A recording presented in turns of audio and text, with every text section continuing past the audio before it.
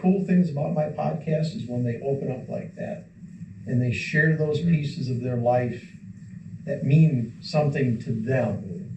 And you mentioned something earlier about making it about the person you're interviewing. Correct. So many times I've heard podcasters, they get this Jolly Joe radio voice on and they talk for 15 minutes and they let you talk for a minute and then they jump right back in because they know everything about everything.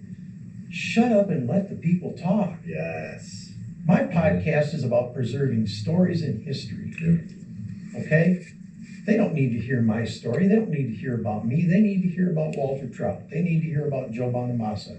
They need to hear about Deke Hart.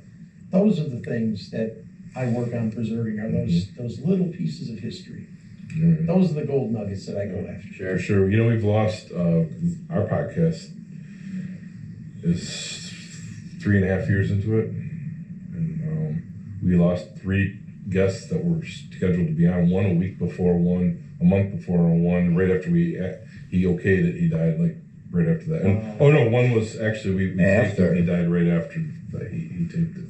So that was the third one. Yeah, but it's like, that was the joke for a little while. Like, get them all you can, you know.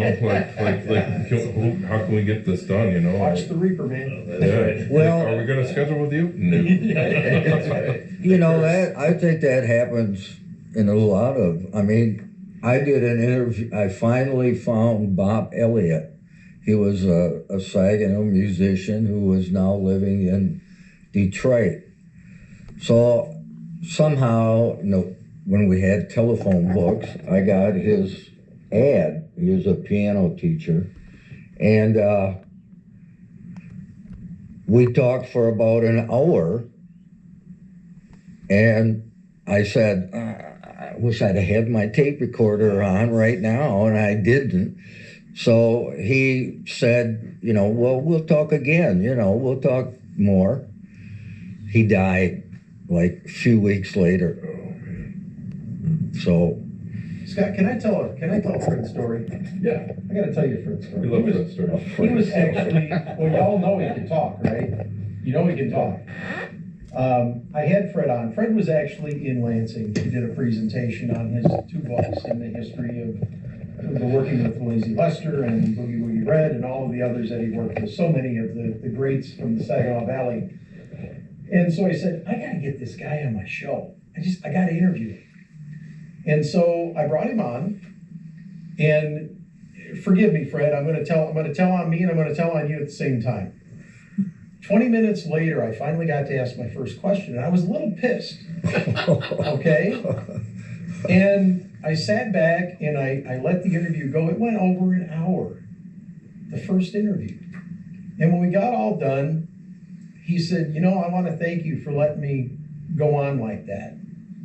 And I said, well, that's okay. I was still a little miffed, but he said, I want to get these stories out there because I'm getting older and I don't want to forget them. And you humbled me.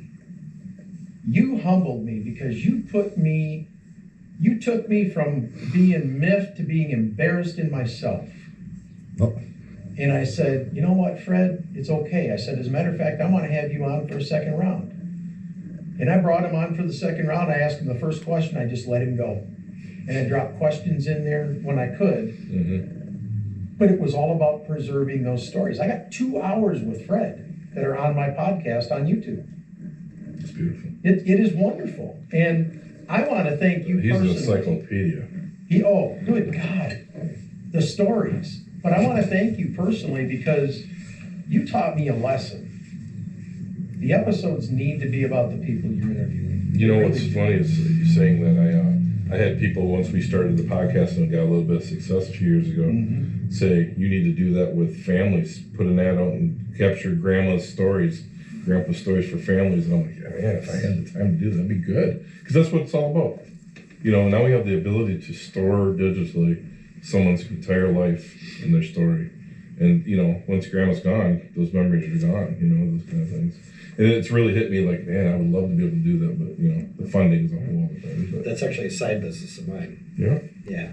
Like I call it Life and Times interviews, and I will go and interview the grandpa, wonderful. and capture the story. It's about a 3-hour Well, I'm glad I process. said that. I'm glad they can reach out to you too. Yeah. Oh, beautiful. Yeah.